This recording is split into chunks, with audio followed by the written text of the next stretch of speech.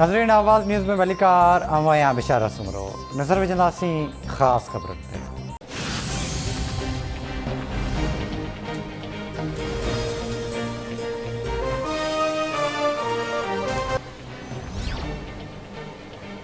मुल्क में grand dialogue की सख्त ज़रूरत है। पाकिस्तान के अॻिते वधाइण लाइ सभिनी स्टेक होल्डर्स सां ॻाल्हाइणो पवंदो। असांखे पंहिंजी पसंद ऐं नापसंद खां मथां थी करे पंहिंजी अना खे माणो पवंदो।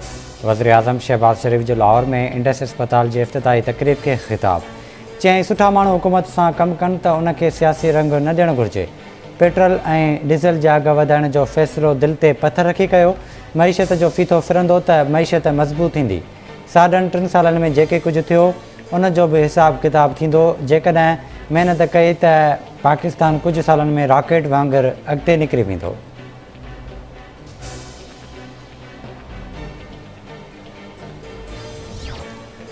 अदालती ज़मानत ख़त्म थियण ते क़ानून मुताबिक़ फ़राहम कयल सिक्योरिटी इमरान नियाज़ी खे गिरफ़्तार कंदी। वफ़ाक़ी घर वज़ीर राणा सनाउल्लाह जो बयान।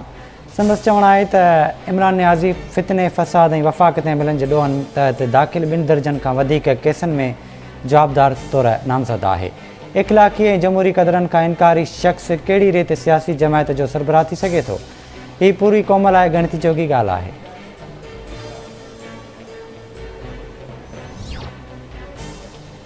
सिंध जे टिनी बैराजनि ते पाणी जी खोट 53% थी वई। सिंधु दरिया जी सिस्टम मां पंजाब कैनाल ज़रिए 7409 क्यूसेक पाणी वाधू खणण में मसरूफ़। गुडू बैराज वटि 72%, कोटड़ी बैराज वटि 51 ऐं सखर बैराज वटि पाणी जी खोट 46% रिकॉर्ड कई वई।